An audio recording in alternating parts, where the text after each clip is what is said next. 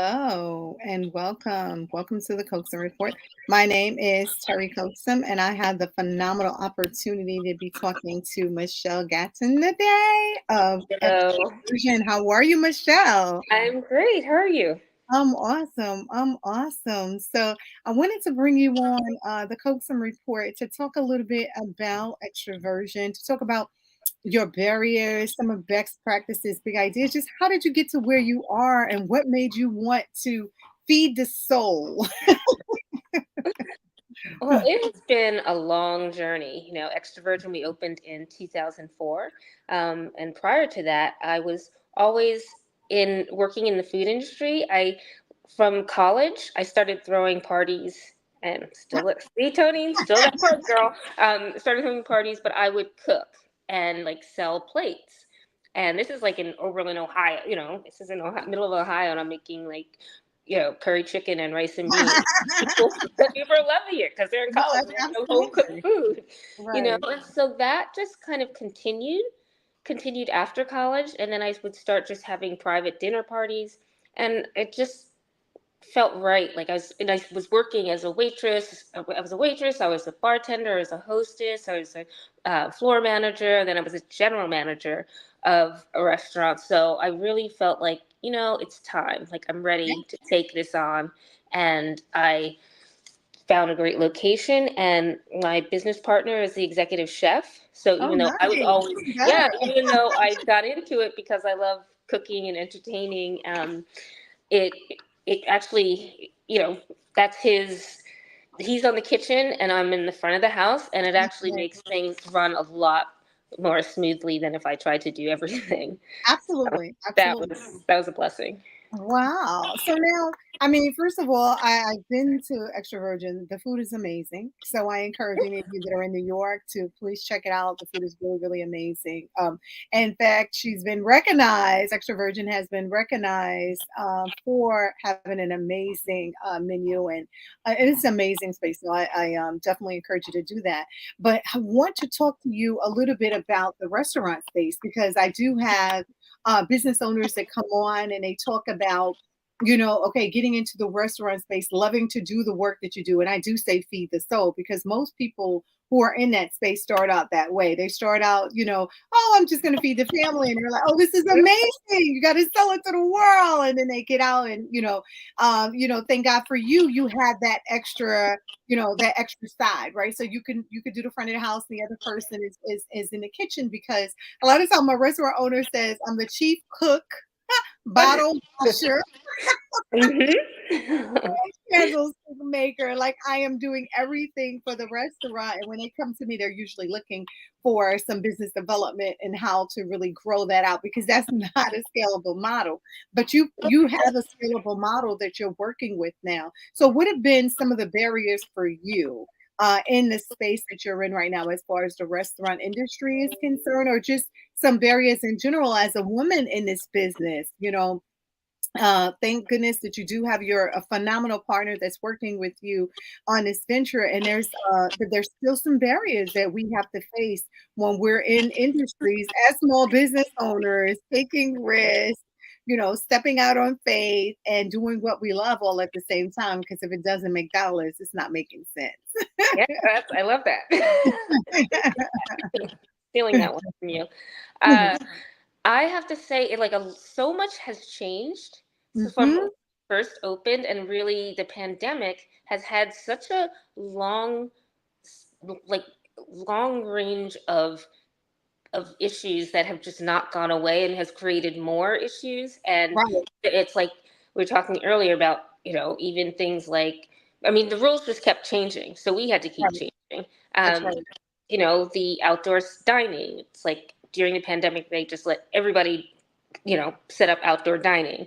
They let everybody like have to go alcoholic drinks. And now they're kind of trying to pull that back, where Yeah. it's like, oh, you can't, like, if you're going to have an outside dining, it has to be taken down by in November, and then where do you put it? And then you have to Right, put it back up in April, and right. just all of these, so it just added extra complications and expense because you put heating in these um, in these sheds, and all the electric and all of that has to be now taken down and reconstructed annually. So And then who has the space? Because if you're in New York, where's that space at you to should take see it my, down? yeah, you should see my office. My office also doubles as the liquor room. And the wine has to be kept at 55 degrees. So I'm just sitting That's there right. like trying to get my work done and get out. Right.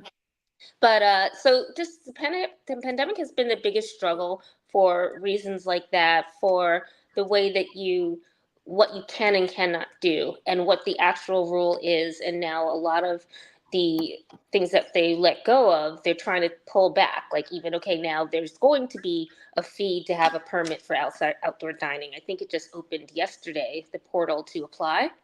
Right. But now we have to apply for something that we've already had, Right. and even previously we did have a small patio. But yes, now we have to apply, now we have to pay, now we have to, community board and all of that stuff. So just another hurdle. I think that as far as being a woman, a black female entrepreneur, restaurateur, sometimes, I mean, it's challenging, it's annoying that people just, it's not in their head, in their brain, that I could be the owner of the restaurant, but that's the world we live in. But then sometimes, I just let it go. Like, I listen to all the information coming in, and they think that I don't that I'm not the person, and I just take notes. Well, You first of know, all, I just would say that as being a woman, it gives you that extra and added advantage, in the restaurant business, just like in anything else. If you want to get something done, you put a woman in charge, kind of thing, right? And I think, and I know Anthony is listening to us, but he understands it, right? We are attention to detail. We are, Mhm. especially in the space that you're in. We're making sure we're checking faces, making sure everyone's comfortable, looking around and Yeah. bringing that extra touch with us. So I want to commend you for that because that does, that's happening at Extroversion. So thank you Thank- so much for that.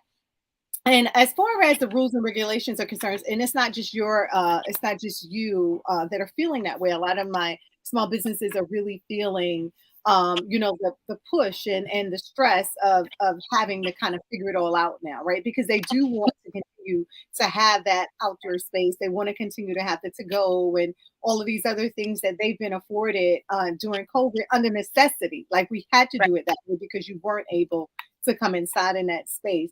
And then, of course, there's all the other things that come along with that. Like a lot of my small business owners, even now in this space, they still say access to capital is number one. Access to capital is the number one barrier to their success. And then they go on to take technology now is also so having that technical support, having that in place because prior to COVID, I had business owners who's like, I don't need a website. Oh I have my my brick goodness. and mortar. I don't Yeah. need you to be able to take out. You can come in and dine, and it's a part of the experience. And then they were calling me up like, okay, how do I get a website? Like, how do I get a pay system? Do I need to sign Yes. up for one of these Grubhub or DoorDash or Uber Eats? What do I do? How do I do? Like they were more, and then after they did it, they don't want to go back. They're like, oh no, no, no, we Right. love it. Like, we can sell all over, New York now because we have this thing in place. So COVID made them see that they can actually their customer base can expand from just the brick and mortar. So that was a good thing about COVID. The other thing is people really started enjoying having dinner outside.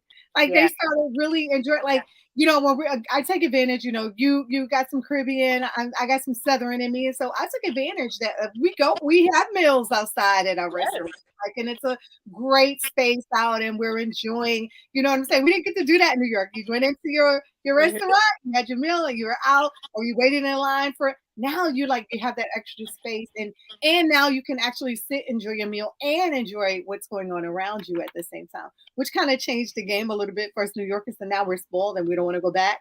Yeah, exactly. But the city is saying, yeah, but we got to collect on this, right? So you guys want to continue to have these protections and continue to have us operate in the way that we do, then we need to connect some fees and fines along with that, so we can assure that this continues to be in place. Because what you have to understand also, they have to hire these extra people to be able to see that compliance, that all these restaurants and stores are in compliance. So that's number one. Now another one that I wanted to talk to you, because the barriers, I mean, I love your amazing energy. I know that you love what you do, and you still, and after all of these years, you still love what you do, and that's a plus, right? One of the other things that I heard you say is that you were already ready. So you were getting ready, even though you were in college and you were selling plates. You were Mhm. understanding, what people like. You were preparing what the meals that they enjoy, Yeah. and then you were able to make a profit on what you love, and it's what you continue to do. So tell me a little bit about some of the best practices that you gained along this journey. I mean, we have a restaurant, you're doing some wonderful business there. We talked about earlier looking to expand, but what are some of the best practices? I mean, you guys were like, you were on there was on the spot training, Yeah. COVID and then post-COVID. So what are Yeah. some of the best practices that you learned along the way that actually can help those that are listening? And let me back up, Michelle, because I wasn't there. So our show is here in New York, New Jersey, it's throughout the world, right? So there's folks listening in the Caribbean, there's folks listening in Africa. I had one of my guests, someone called him up and sent him like a video thing that she had been listening to him in Africa. And I had another guest, took a picture and asked her why was she on his show in Trinidad. So clearly going to be seen. And with that, I want you to share with our listening audience some of what your success stories are so that they can see Michelle is doing this. She's doing a wonderful job. How do I get to follow that roadmap? Because I don't have to reinvent the game. It's already being done. Right. Um, I would say, and I like that you brought up the details and how women are focused, because that is so important. It's so important, and I think that's what makes it special. Is people, I always have fresh flowers on the table. It's the candles. It's like the postcards. It's the way I want everything to like look and feel good, Right. and I think that really makes a big difference because people notice those little touches. And maybe there's a candle in the burning in the bathroom. Don't tell the fire department. But and, We're changing um, that right away, fire right, department. right. No worries. Reeds. We have the reeds, the diffusers. But I really think that for front of the house and back of the house, those are the things that when they do slip, it makes a difference. And that's something that, my partner is like obsessed with his food and the plating and how it goes out. And Right. obviously it needs to be the same every time because that's what people are coming back for again and again. And when you notice the slips, you notice when things aren't don't go as planned. Um, and I think if you stay focused on your details and your original, like what your original plan was, yes, you have to also, evolve. But I think sometimes you can like step back from it, and that kind of happened during the pandemic, after the pandemic, because we got into nobody's wearing a uniform or dressing like they're going out to dinner because they're not. They're in sweats. They're inside. You're outside. They're inside. You're outside. It's like all to go, And then but pulling it all back once we were able to have indoor dining again. It's like all those little elements, all those important details. That's what we had to like. I really had to bring back and make important to the staff. And That's it was, and I say like hospitality business. It's the hospitality business. It's all about your service, your attitude, all of those things. It matters.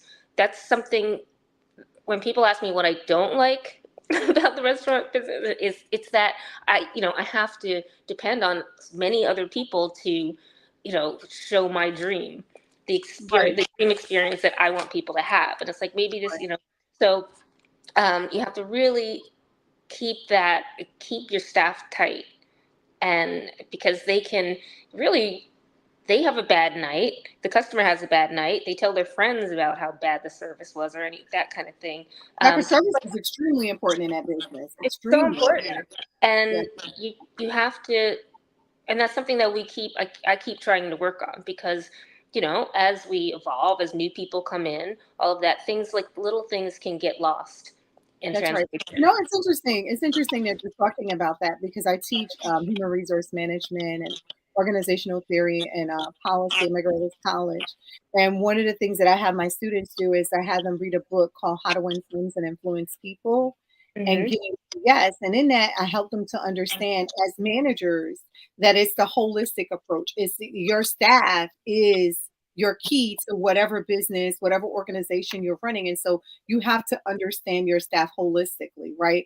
And there's going to be some motivations for some staff members that you're not going to get with others. Like most people will say until I start having a conversation with, what's the top motivation? They'll be like, pay, money, right? Right. And I'm like, really? Oh, so you have children. They're like, yeah. I'm like, oh, so your children have games. That's right. It's really important to be able to make the games. Okay, so flexibility in your schedule seems to be pretty important. Absolutely. Being Mhm. able to take a few days off and go to these games and do family things is extremely important. And that sometimes is more important to some people than the money part of it is. You know what? You can have the overtime. Let me have the day off so I can go to my child's whatever or my parents' whatever, right? So those are things that we think about motivation and incentives for your staff, making sure they feel like a whole person. One of the things that I had the absolute pleasure to do when I worked for SBA under the Obama administration, and I worked with a phenomenal administrator. Her name was Kelly Drakeford Ledette. And so one of the things that we did in the team, the New York team, they offered something called Star Rewards. I didn't know what the heck that was, but I realized one thing: when you work in the government, you don't really get to offer extra money. So you can't say, team members, we got this deadline, let's get it to happen, and I'll give you extra money. That usually isn't the case. But these star rewards offered you a 7-hour day. So if Oh, you went above and beyond and you stayed behind and you got the project done, you received one of these star rewards. And then what that meant that is when you needed to go to that game or you needed to stay, to have that 4-day weekend or whatever that was, then you were able to use it at any time. It was amazing how many people were striving to do more yeah. because of that star reward. And so when we talk about employees, we have to think about how they're showing up and what they show up as is a deep reflection of who we are. Another conversation we had in the last my last guest, we were talking about in Puerto Rico. I had a Home Depot of Puerto Rico, I would call it, right?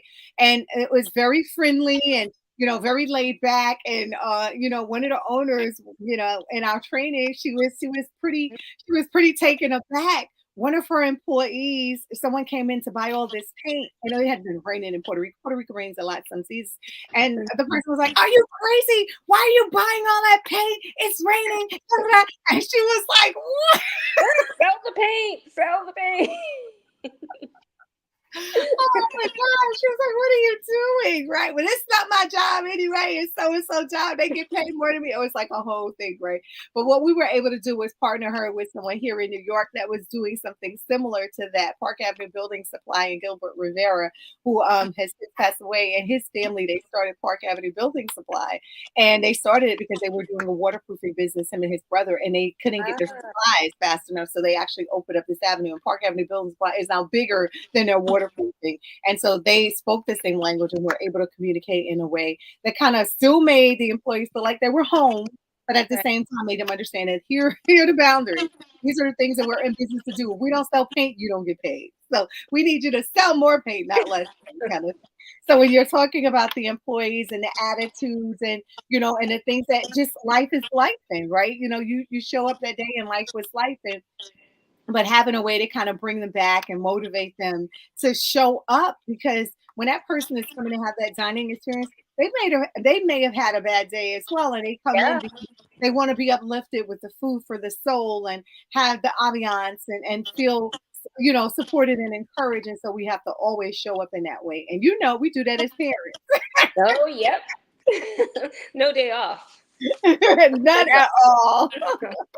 No, None I at do all. try to motivate the staff in having like different rewards like that. Whenever I do the wine list and I change it pretty frequently, and whenever I have a new wine, I say, okay, we're having a competition tonight. We'll first do like a tasting, a description, all of that, and then it's like, okay, whoever sells 5 bottles or whatever it is wins a bottle, or or a dessert or something like Right. this to kind of give them some energy. That's right. That's right. And those little things work. I remember when I worked for Manufacturer Hanover Bank way back when, before it became Chemical, then Chase, and now JP Morgan Chase. They used to do that for us as tellers. If you had a certain number of transactions, you used to win money. Like there were some incentives.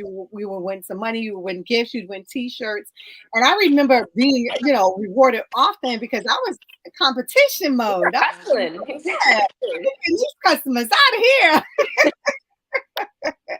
And it works. Like those types of incentives work. So, what are some of the other best practices? I think that's great that you have incentive-based practices that you have in place to kind of really encourage them. One, you're encouraging them to drink the wine, right? So they want to be a part of that, right? And then you're also encouraging them to eat the desserts. So when I Yeah. say, how is that dessert? They can say, oh, that one was delicious. I enjoyed this one more. So what are some of the other things that you do around that? And I'm going to preface it by saying, unfortunately, I had to take my baby yesterday to a hospital. I'm not going to call the name to protect the guilty because he had a stomach virus and apparently it's going around. And Yeah. so when we were leaving, he said, I want to eat. And this hospital had a cafeteria. So I went into the cafeteria and I was looking at their soups and it had a soup called cod soup. And I was like, cod soup. And I looked up over at the person who was serving it. I said, well, how is it? He said, I don't know. I've never had it. I was like, no, thank you. Yeah. I hate that. I hate that. When someone says, "Oh, what's your favorite seafood dish?" Don't say, "I don't know, I'm a vegetarian." Don't. Don't do that. That happens sometimes. I've heard it's like, no, just tell me what the best seafood dish is. Um, and I Oh, you did can even try. say the one that sells, you can just flip it around and say the one that sells the most is, or Yeah, the one that customers prefer is, or the ones I've asked more about is. You know what I'm saying? yeah. I always Yeah. tell them, have a favorite appetizer, entree, dessert, side. Like have your favorite, and when because people are going to ask you, they want to know. Yeah. And we change the menu seasonally, and so we always do a big tasting so everyone can try everything and ask Oh, questions about nice. it. That's the best Yeah, practice. so because we definitely want them engaged and enthusiastic about what they're selling, and that is so rough when people just, it's like, I no, was that's totally turned off. I ended up not buying anything at all. I was like, yeah, okay, let's go. My yeah, baby was like, but I was like, we're gonna find you some more food. exactly. How about, you know what? Everyone loves the blank. Right, exactly. I don't know. I've never had it. I was like, oh, Yeah, yeah. It's it's so so. that's something that's really difficult sometimes with the different attitudes today. Like I feel like, when I was a waitress, first of all, we were so competitive that we were always like, who has the highest sales? And, it was like a game every night. Now it's more, you have to really encourage people to try to sell, not just take orders, like Right. have I like that. an I like experience. that. I like that as a best practice, Yeah. sell and not just to take orders. Yeah. I don't Because want takers. yeah, because when people are just taking orders, they're like, what do you want? But if they're Right. selling and they're enthusiastic about it, then it makes all the difference in the world. And even for you and I, if we go into a store, and I don't know how much you love shoes, so I'm gonna leave it there. But Love. we go into a store and we have someone that's serving us and they go, oh yeah, that one. Man, that's another color. You know what I'm saying? Right. The Yeah. energy is down. Then I should first of all, I don't like shopping anyway. And retail therapy for me is more along the lines of I need this for something. So if I go in and that energy is there, then I'm gonna be like, yeah, I'm gonna use something in my closet, all right? And you will, you listen to suggestions because you want We do. suggestions. We Especially, I do. mean, especially looking at a menu, it's like, yeah, I like, should I try the chicken or the steak? It's like, you got to try the chicken. Or, Right. have to have that, like, be informative, know what you're Right. So, selling. well, so then with that in mind, so let me ask you then, because you're changing your menus often, and one of the best practices you're able to do is to kind of share it with the staff and have them kind of with their palate with different things that you're having, and as you're changing, get their opinion on it, right? So if there was a restaurateur that's listening now that is struggling a bit with trying to come up with ways to kind of keep the team motivated, or if they're struggling to kind of come up with more menus. And we're going to talk about because we are going to talk about what you're known for and top whatever, right? But what would you say to them if they're listening to us today? Because we do have quite a bit of restaurateurs that have struggled and are looking at maybe they're going to go out of business, or maybe they're going to diversify and have more than one offering in the establishment, or maybe they're going to do more catering and just outside stuff. But what would you say to that person and saying, hey, I want to think about the industry. I love what I do. I'm not selling the way that I thought I would sell. How can I motivate my team members to want to be more engaged and not just be here for the customers that come in the door, but think of ways to kind of get them, on Instagram, on TikTok, thinking and Yeah. talking about Extra Virgin and coming in and wanting to say, hey, I saw that on whatever, right? And want to be a part of it. What do you say to them? I say that it's been a challenge for me as well, because I'm not really a social media person. Like, people are like, when are you going to post? But it is important to have Instagrammable meals, TikTok, all of those platforms. Like, people really, there used to be like the Zagat guide where you'd look at it and say like, what restaurant Right. to go to, like back in the Stone Ages. Right. And now Okay, people so we're are gonna like, pause right there because I see that our producer is telling us, like in screaming marks, we need to take a break. oh, That's how time flies okay. when you have to.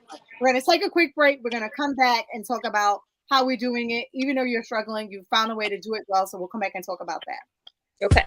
I used to watch BET, MTV, VH1, now I watch Tempo. Soca, Calypso, Reggae Dance, oh, don't stall, better get tuned in to the tempo.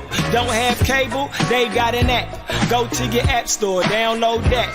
Whether it's tourism, cuisine, or the social scenes, if it ain't Tempo, it's a rap. Who got the Caribbean views? Tempo. It's the latest in Caribbean news. Tempo. You tryna cook Caribbean food? Tempo. You know they got the music videos too.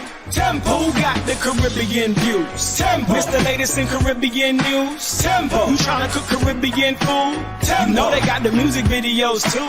Tempo.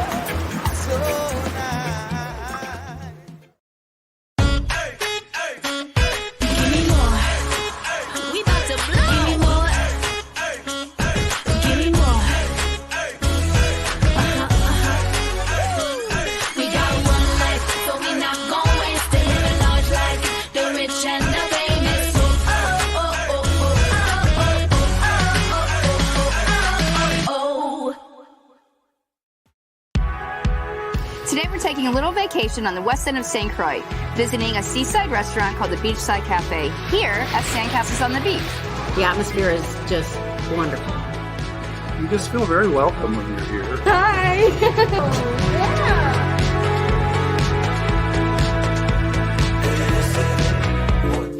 I'd like to introduce Chris and Ted, who are the owners of Beachside Cafe and also Sandcastles on the Beach.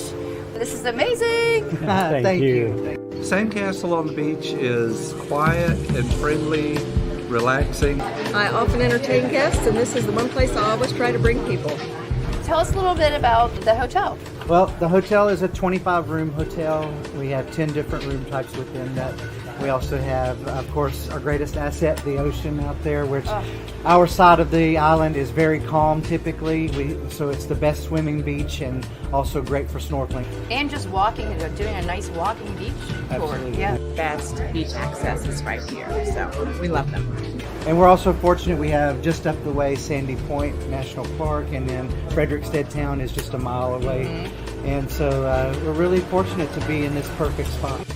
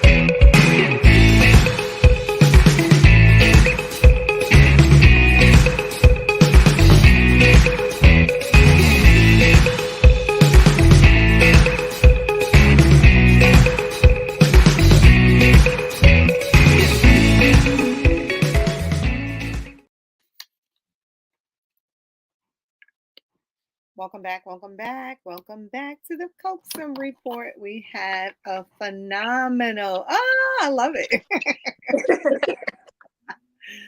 So we have a phenomenal restaurateur, Extroversion. Michelle is on, giving us a lot of great nuggets about her success at Extroversion and what she's doing to move things forward for her team and for herself and looking to expand. So she was giving us a lot of great best practices. And so we started talking about Zagat, and we referred to it, but we wanted to go and have a great meal. We wanted to see what the ratings were. Now we just go to Yelp. Yeah, or, I or started we with go to some Yelp, other. and now there's so many. Uh, Mhm. I love the infatuationeater.com. Um, but really, uh, a lot of people are coming in like, oh, I saw this on TikTok, or you'll see a line down the Yeah, street yeah, because I'm like, what is this line for? And they're like, oh, it's all over that, like everyone's watching it on Instagram. It's like, so all of that, all that social media is something that I think if you didn't really grow up with it, it just seems like extra, but it's so important now to be on it, to yeah, have yeah. that Instagram page, to update it, to if you have TikTok or any of those. But so part of what helps, what I would say to anyone that's struggling, what I have to say to myself, to all, like, you have to evolve. And part of evolving, like using social media, that's one aspect, but also your menu and what you're serving has to evolve. And you have to really pay attention to what people are digging into. Because a lot of times I can create a menu of things that I love and I think would be amazing, but you have to, and sometimes I'll say to my partner, like, oh, we should put rat-a-tat-tat on the menu. And he's like, that doesn't really sell. And I think, I don't know, I think it would. But, but you have to be realistic about what the community is asking for. And Right. And I think that's important. I think that's another great nugget that you are highlighting. So whatever it is, a widget, or if you're selling in a restaurant or you're selling a service, you need you need to really be clear on what people are buying, right? Because yeah, if you're selling it and they're not buying it, you're clearly not in business. You have a hobby, and so you need to really think about how to turn your hobby into a business, because your business is about sales. It's about being able to sell, and that's why that key nugget that you gave before about having someone to sell and not just take orders, it's yeah, really, really important. So you want to have that passion and you want to engage your customer. Your customer wants to, I want a customer to feel like he was in my living room, in my dining area in my home, right? I want them to feel like, your home, and it is our duty and our honor to serve you a great meal. In fact, I get joy out of making sure you enjoy your meal. And so I want to have that experience. And I tell my daughters, and I've taught them this, we pay for customer service. We literally put in for customer service because we want folks to understand here, if you're giving me good service, I want to encourage more good service. I want to encourage that because it makes me feel good, and then that person that's giving you the service now feels really good when you're rewarding them for that as well. No, it's not mandatory, but it is necessary if you want to keep a relationship that feels like you're getting a benefit for what you're delivering on. So I think that's really important.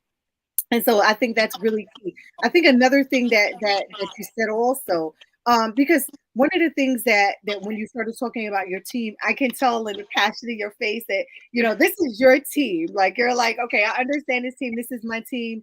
We're in it every day. We show up for each other, right? So and that's powerful for the team to understand the vision and the mission of your organization, of your restaurant, of the space that they're working in. It makes them even more motivated to yeah. want to go out and sell. And so I want to commend you on even relating that to whoever's listening to us. We're not just in the business to sell something to someone or give something to someone or for someone to pay for something. We're literally in there to deliver on something that they're asking and requesting, and we're here to show up to deliver it to them with respect and decency, and more importantly, with love. And I think that's what extroversion is doing right. Like you're serving up he's plating the plate, but he's plating them with love. Like they have to all be a certain way and on a plate and for you. it's the service. For you, it's the decor, right? For you, it Yeah. literally is when you walk into the space. I want to feel like, yeah, I'm The here, vibe. you know? So that's really, really, really important. And so we talked about some of the barriers. We talked about some best practices. What are some of the big ideas for you that are showing up? I know we talked early on about expanding, and I know that that's more of a best practice than a big idea, because when you diversify and you're doing great in your space, it's always great to be able to go into other spaces. But what about big ideas? What are some of the big ideas that you see extroversion going towards? Well, I'd like us to open more locations. And, the rental market's pretty tight right now, but always Mhm. looking for that perfect, like we have such a great location and that helps. It's a beautiful location, but looking to find those other, like, some hidden gems where we can create the experience for people outside of the West Village. So that's really what I want to focus on, is building the brand. Building the brand. I think that's important. I think that's important. And that's something that I want to my listening audience to hear. Branding is important. Building your brand, building on your brand, making sure that you're showing up authentically in whatever market you're in, as delivering on what you are serving, what you are, what you're selling, right? So I think that that's really important. Branding is really important. That's another thing that I need to say, post COVID became even more important to individuals, their marketing strategy, their technology, and their brand, making sure that folks understood that they're just not another restaurant in the area, right? They're doing wonderful things. They're giving back, and they're, when you show up, you're showing up for an experience. You're not just showing up for Experience, exactly. We have to create the entire experience. And I Okay. always tell everyone, if you're the bartender, the hostess is away, if the phone is ringing, if someone walks in the door, greet them. Like, it doesn't matter what your position is. It's Right. always greet the customer, always say goodbye, always just like engage, instead of the whole idea of, you're in trouble when an employee says, oh, it's like, oh, I'd like a soda. It's like, okay, I'll get your server. It's like, no, you work here, you take the order, you put it in, and you give it to my server, or whatever it is. So it's like, you do have to have, people have to understand that that's part of good service, that someone, not compartmentalizing. I So love it that. feels like if everyone's working together, it's just going to be a better vibe. I love that. That non-compartmentalizing, I like that, because I think that in the restaurant business, and even in the hair salons, like, even in the Home Depots, right, and sales business, you get a lot of that. You get a lot of folks saying, "Oh, that's not my area. Hold on, I'll get the person," and Yeah, you're totally annoyed. exactly. It's like, I'm pretty sure she could have just gotten the soda for me, you know? Right. Right. So I think that's important. Like, just training your team that we are a team, right? And so if the customer is stopping you and asking you for a soda, then you make sure that that customer gets that soda. Because it's really important for that customer to feel like my needs are being met here in this space, right? And I Good. think whoever's listening to us, I think that's a great nugget that you just added. Making sure that whatever industry that you're in, that you are servicing your customer, and your team understands it too, because I think it's really important for the team to understand the mission and the vision. And I go to that a lot, because when I'm teaching small businesses and startups, I'm making sure that I articulate that often so that they can get it. Like, no, it's not, oh, that's not my job. Now I ever want to hear that. Because the Yep. customer doesn't want to hear that, right? Or the Right. person that's in need don't want to hear that. Even if you're in a hospital, I don't want to hear that's not my job. Yeah, exactly. What's going on here? So yeah, I think it's really non-compartmentalizing. That's another nugget. So I thank you for that nugget. And even though you're describing it in the industry, in a restaurant, it's in every industry. Yeah. It's in every single industry, and it's important to have that nugget. So what are some of the other best practices? And clearly you have a lot of them, and you don't even realize it, but you have a lot of best Oh my practices God. that you're using, because I mean it's hard trying to stay in the restaurant business, so you're doing something right. And so it's very important for those that are listening to us to understand your team is important, what you said, and then you incentivize them and you have them like have a taste testing of the menu. I think that's a great best practice. I think that is phenomenal because a lot of times I can hear team members saying to me, especially those that are doing a couple of jobs. They're like, oh, I don't have time or I don't have the funds at the moment. But if you are now bringing them in and like introducing them to whatever the new, whatever it, they feel like they're part of the menu, right? Oh, I love this one. This was really good. So that's a great best practice is having them also understand that if someone asks you whether you're serving them or not, make sure that they get what they need because this is all of our restaurant, right? So make them feel that way. So that's another great incentive. And then understanding, little things you're doing to motivate, the competition, because that's me. I'm always doing some competitive stuff to make sure that my team members are on board and competing because I'm a competitor. Like I used to run. So I'm like, okay, what are some of the things that will motivate me to get up and want to do X, Y, and Z? And then I ask the team, well, what motivates you? And then we bring it all together. And that's how we're able to be successful in this space because we're paying attention to the needs of others and making sure that they feel good about serving folks that come in the door. So thank you for that nugget. Any other best practices that and I know we're gonna be ending soon. I know you had another commitment and I want to thank you for welcome. Today. But want you to share at least one more nugget. And then I want you to leave some final thoughts with the listening audience on, what are some of the things that if you could leave with your younger self, right? What is something that you would say, hey, you started this because you started this in love, like you started this on the college campus, right? Right. And you're living your dream right now. And you can tell in your face, like you're smiling, you're like, I love this, right? So I want you to share one more best practice and then I want to share something of final thought or thoughts that you would leave with your younger self about your experience right now and how you're able to be successful. Well, I'd say for something that's important for the restaurant business specifically, but I think probably anything that you do is consistency. Consistency, because like I said, people come back because they liked it that first time. They want to taste it the second time. They want to feel the same. Like you have to be consistent because when it's all over the place, people they lose confidence in what they're getting. Yeah, and it's even with the bartenders. Some bartenders are going to make their margarita this way. Some are going to make it that way. It's like, no, it has to be one way. And it's not your version. Just do Extra Virgin's version, and you'll be fine. I think it's important. I never thought about it that way, but you're absolutely right.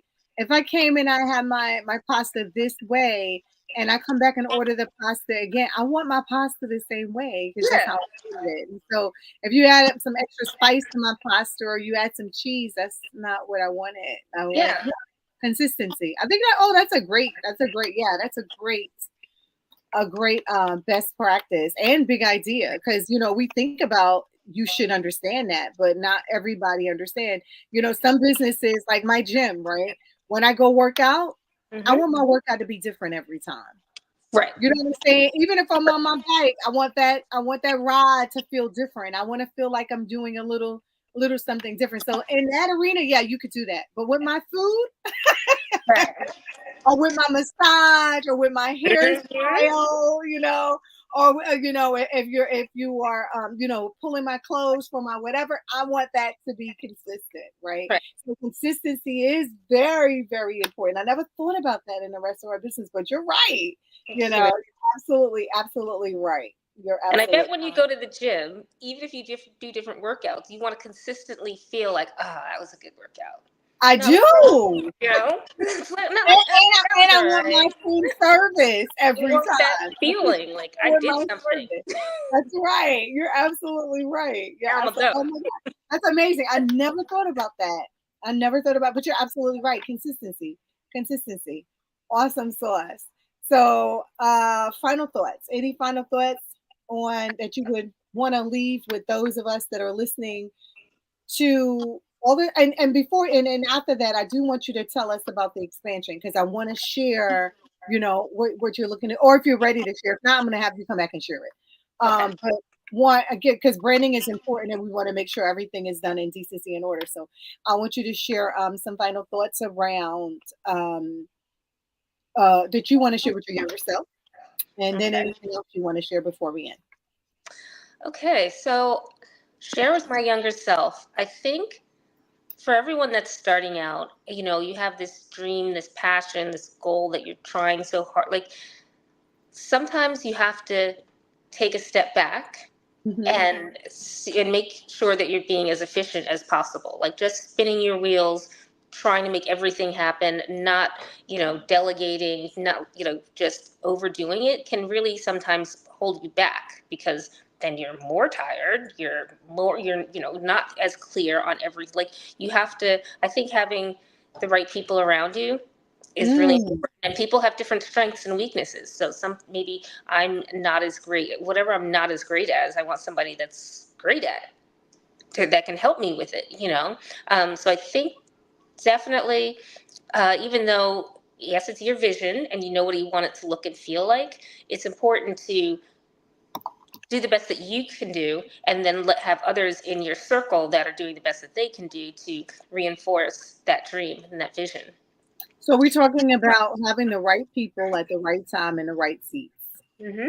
in the right And seat. not just because, yeah, you can like be there every day, going into the office, going into like doing so much, but it can take away from what your focus and what you really need to be Yeah. doing.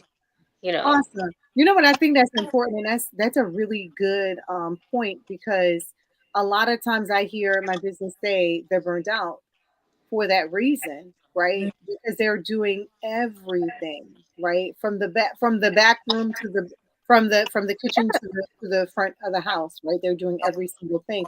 And no one person can do that. So yeah, Right. having the right team around you, being able to delegate, being able to be confident in the delegation, right? Mhm. Because this if you'll be stressed the heck out if you delegate to someone and you feel like that they're not able to Like, do it, you gotta I should have done it myself. manage it, right? So being able to do that, having the right people in the right seats at the right time. And I dare say also, if the person isn't working out, then part with wisdom.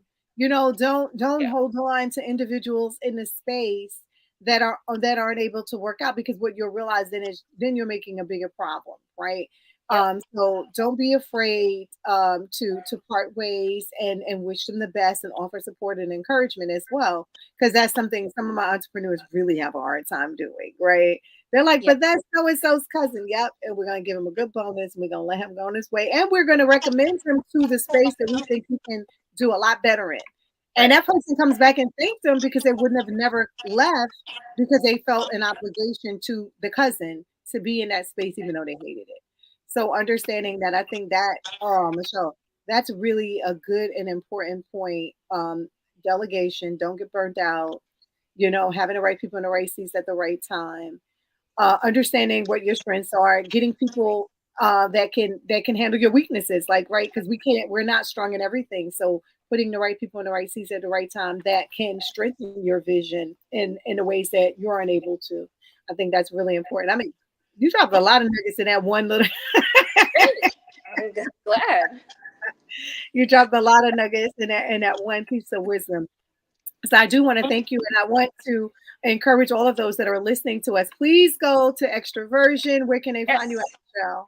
We're at 259 West 4th Street, which is in the West Village of Manhattan. It's between Charles and Perry Streets. Might get lost, so definitely use your map locator. Names instead of numbers. But yes, Extroversion, 259 West 4th Street. Look us up on extroversionrestaurant.com and you can check it out. And I encourage you to go and get the food. It is super, super amazing. And Michelle, I want to thank you again for being part of the Coaxum Report. And I look forward to having you back on to talk about any expansions that you're looking to do, but Yes. more importantly, any new menu items. Oh, I did say I was going to ask you that. Almost forgot. So, what would you recommend? Like, what are some of your favorites? So I would have to say, I mean, I do say uh, my favorites, and I'll say what the best sellers are. Okay. We do have a couple of things that have been on the menu from the very beginning, all of these years, and that would be our lemon crusted cod, like a Ooh. cauliflower puree with roasted artichokes. Really good. Nice. That sounds amazing. Really good. That's probably my favorite. But then, the truffle mushroom crusted chicken, it's our extra virgin chicken, is you have, like, some people get stuck on it. They're like, I need to order something else, but I have to have the EV chicken. Oh, Yeah, so wow. it's this mushroom truffled chicken that is over a bed of sweet pea risotto. Oh, that sounds And amazing. it's just, every season it's a top seller. It's Oh, really, it sounds amazing. yeah. Okay, we have one of each. Okay. Now, what Okay. about desserts? What are some of your favorite desserts? That has to be the warm chocolate. It's like a warm chocolate cake that is literally, it's like, there's like melted chocolate in the middle. Like I'm melted like trying to chocolate lava. yes, like chocolate lava cake, exactly. Oh, my baby would love that. He loves chocolate. Yeah, it's so good. Oh, It's so good. wow. So it's super amazing. So I'm encouraging anyone that is in the Village area to please check out Extra Virgin. It's been an amazing show, Michelle, having you on, talk about all the wonderful things you're doing. I mean, I enjoyed hearing about the best practices and the big ideas, and I'm sure that my listening audience will be able to use these nuggets to build, to grow, and it's all about building wealth, right? And so Yes. you've even ended with some solutions, like some of the solutions that you gave around the best practices, especially being consistent, like really, really, really, really, really being consistent. So how do we get to where we need to be? Be consistent. Like if you have a Yep. consistency in any plan, then you'll be able to take it to the next level. So thank you, Michelle. You're welcome. Report. Have a super amazing day on purpose. Take care. You as well. Bye. Take care. Bye.